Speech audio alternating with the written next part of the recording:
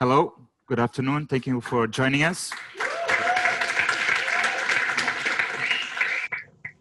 So the topic for today is product innovation, right? We all love product innovation. It's something that moves us a lot in product management. What I'm going to focus is how to do product innovation without features. But first, let's go to our normal approach to product innovation, right? Just remembering, first we go happy like this guy, because someone said product innovation, that's something we really love. We go out and think about all those cool ideas and new things we like to do. We talk to customers, obviously, get feedback on what we have, what they would like to have, and we speak with our stakeholders, internal, external, whatever. Then we go to our UI UX team and try to build the best idea, and we already are ready to put on our hat for product owner, and so we just go and build it, right? That's what we also like to do as product owners.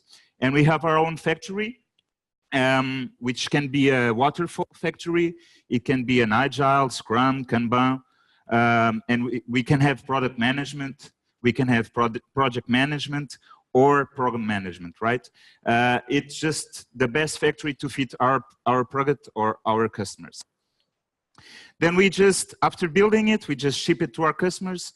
And if it has tech in it, we are even more happy and it's even more awesome. What we do next is that we check for success.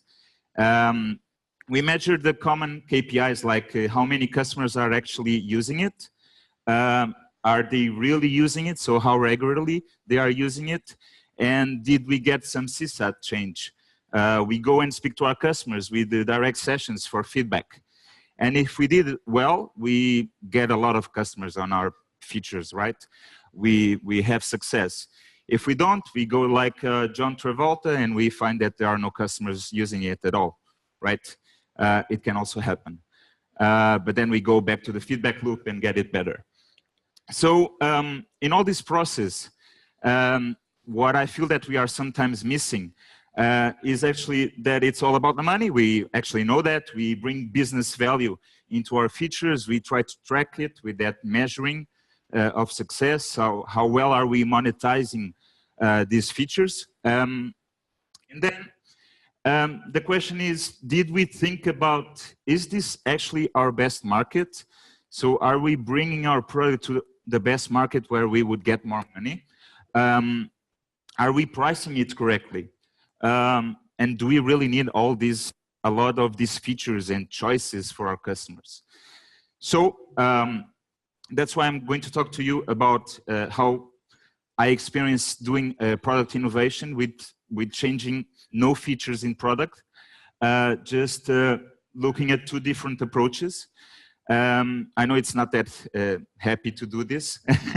It's not that fun, but actually, in my experience, it was. So this is still product innovation, and I think these are major product management skills that with this new approach of, which is quite good, and I really like it, but that we focus also on this agile development, on getting feedback from our customers. We are looking for our customers, we are looking for our product, and we are looking for incremental improving our product. So we are losing a lot of what used to be some of important parts of product management that do not require to develop new features, right? So one of them is doing product innovation, market innovation. So what is the market that we are targeting? What is our share in that market? How many players are in that market? Is it crowded? Probably it is. Would there be a better market for our product? Would we better succeed using exactly the same product in another market, changing nothing? The other topic is about pricing innovation. So it's another experience I went through, which basically we were looking for, is this the best price model for our product? Is this what better match our customers' expectations and how they want to pay for it? And what's the effort of changing pricing? So usually, and going back to features, sometimes we need to change our processes, our billing systems. So we need also to have this in account. So what are the advantages of thinking on this? This is something that we can do in parallel to our factory, right? It's something that we really do more focused on the market and less on developing our product inside, right? So focusing first on the market innovation. When we think about market, the first thing is obviously customers, right? So I'll give you my experience. This is like more than 10 years ago, so bear with me with some topics, but I was selling these cool products that were converting email to SMS.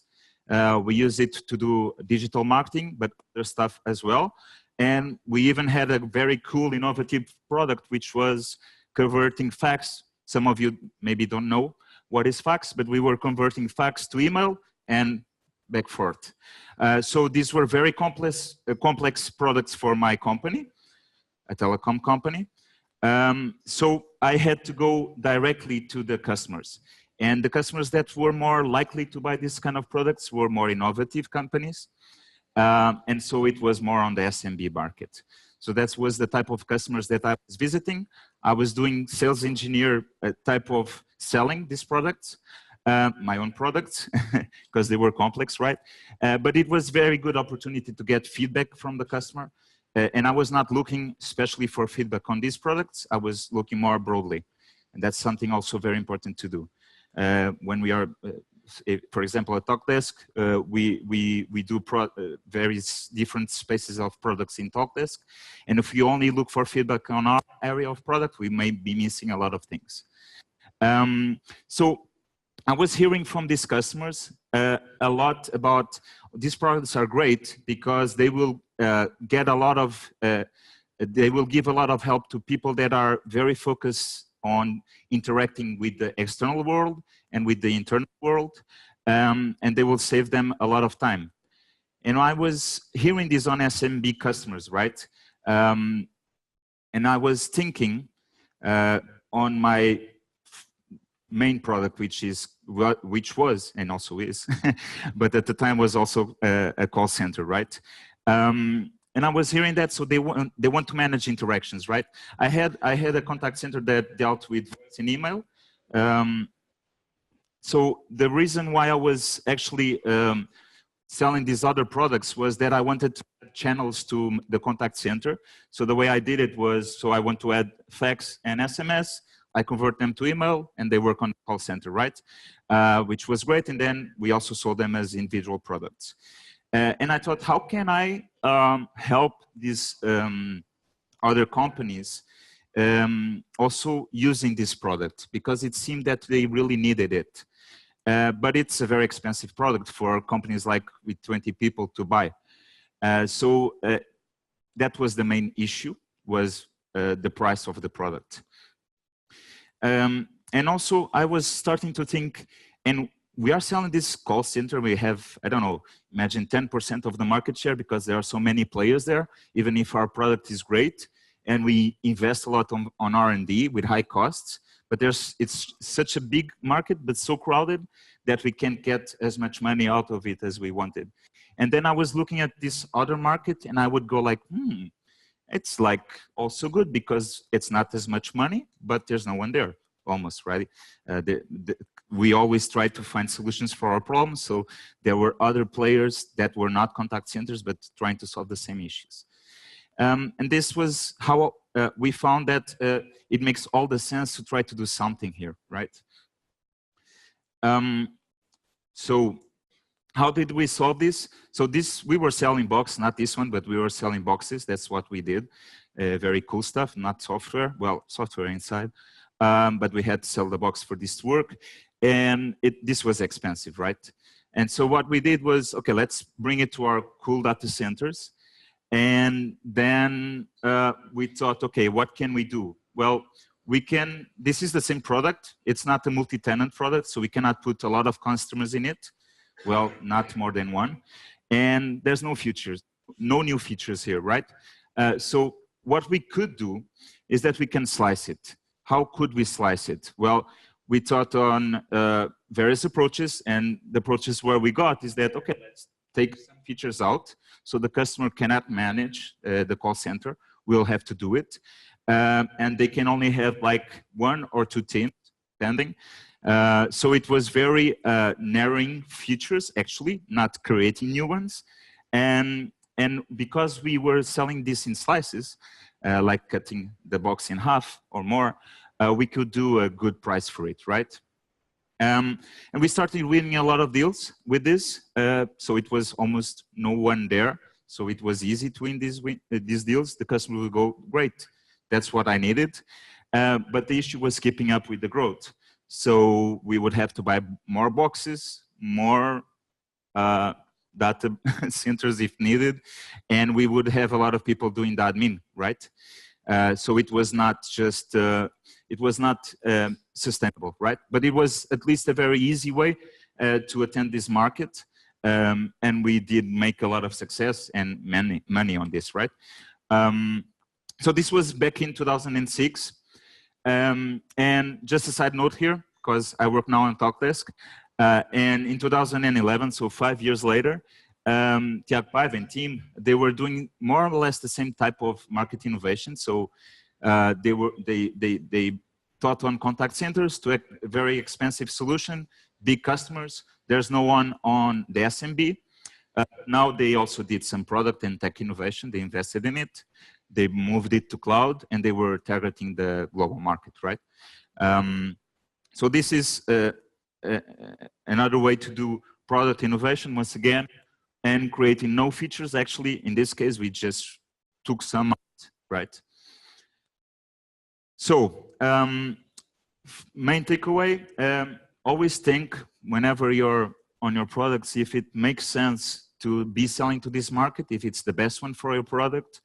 Are there other potential markets where your product could match? And as always, you can fail. So I can give an example where we failed. We had that marketing SMS digital marketing product. We applied the same concept to Bluetooth.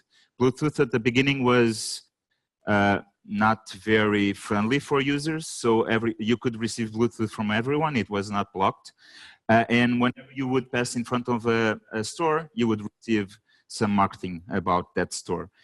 We did sell some of those, and then Bluetooth blocked correctly, I guess, because it was not very good for privacy, right? In the privacy terms, right? But so that one failed. But sometimes this works, right? We can deliver something that is quite, well, I won't say easy to do, but at least it does not involve developing something new, right? It just involves applying it differently to the market. Okay, now on to the pricing innovation. So I was working as in a telecom, as I told you, and the main thing is that we want to be your partner for everything. We do it all, right? So we would be selling, me too,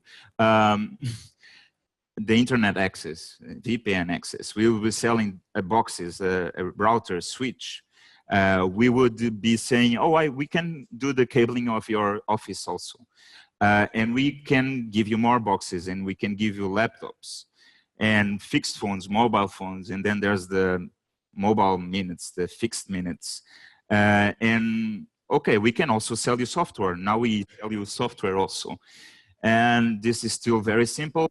So we decided to have a list of vendors. So you can choose if you want Cisco, Avaya, Alcatel, Siemens, Nokia, whatever. You choose, we have it all. It's what you prefer. And the customers will go like, this is just too much. It's too complex. It's confusing. And it's basically not something that is core for my business. This worked some time ago when telco was not yet a commodity, but it was already starting to be a commodity, right? And it was something that was necessary for the business, and the customer did not want to lose a lot of time on it because he wanted to focus on his business. So he was going to ask at the end, just, okay, but how much is it going to be per month, right? And can we, so I have 3 offices. Can we make a price per office or something like that? Can we have a new, can we define a price each time I have an employee joining, a value for him? So we would get this feedback from the market, and we tried to understand this as something like a price per office, maybe with some sizing in it, and a price per user, probably with some type of users. So how did we act fast? So first we thought on the best way to structure our pricing. Not a long list of table, but something, a long list of prices, but something much more simple like a table, right? This was actually not very far from so we could structure this kind of table easily, just looking at the customers we had, looking at our data models, right? And trying to understand how many customers would fit in those types of sizes and what types of users we actually had. So it was quite easy to do this. What's not easy is that if we are thinking about what we do today is cloud and software, we can easily sell that as users in a user model. But when we are thinking about infra, about cabling, for example, there's a lot of risk on doing that conversion, even in the per site. The good thing about it is that when we built this, we said, okay, let's put 90% of the risk to our customers. There are some edge cases on it only pays for our costs, right? But most of the cases, the customer was getting all the risk because we are simplifying his life. So we did a kind of a quick win to test the market, and once again we didn't change anything. We were selling exactly the same things, the whole list of things, but we would go to the customer, ask him how many offices you have with how many people, and what type of users do you have there, and very easily, okay, that's going to cost you X month, right? That's an Excel file to do this. Behind it, it will throw away all those thousands of lines of things that we were actually selling, and we were actually provisioning, and the customer would actually be billed by them. So the customer was buying this, but then he would receive a bill with a lot of lines. But it was a quick win, right? And we were winning, like, I don't remember exactly, but let's say about more 10% in margin than the other, because we had risk here. We are testing the market, right? And even although that, we started not competing with some other players that were still selling the same way. So we started selling a lot this way, more than we were expecting, and bringing the revenue up, right? At least the margin. So the problem started to be that, as I told you, this was a very quick win. No features, no development, no software development, no billing development. And so what happened was that the customer would then later say, now I want one more user. And we had nothing ready for this, right? Or the customer would receive that long bill, and the value would be different from what we had sell, because something went wrong in all that crazy process, right? That would happen. But at least what was important is that we tested the market. It went well. Customers loved it. They were paying more for the same thing because it was easier. And then we took like 3 years to do this correctly. So the first approach took us 2 months. It was good, it worked. So, and then we had to go to that telco process, and it's long, but then it's very good. Then it was flawless, right? And now they are still selling it a lot. So just to wrap up, the main points I would like to point out is that we can do product innovation without developing new features. We should think on, and I just gave you two examples, my examples and two specific examples, which are market and pricing. We also did some disruptive innovation with stripping off some features of one product, but there are various ways of doing innovation, product innovation. And so you can look them up and try to see how you can apply them because it makes a lot of sense. And as product managers, we should be developing those type of skills. It's actually more than, so we've earned with time the role of product owner. It makes all the sense.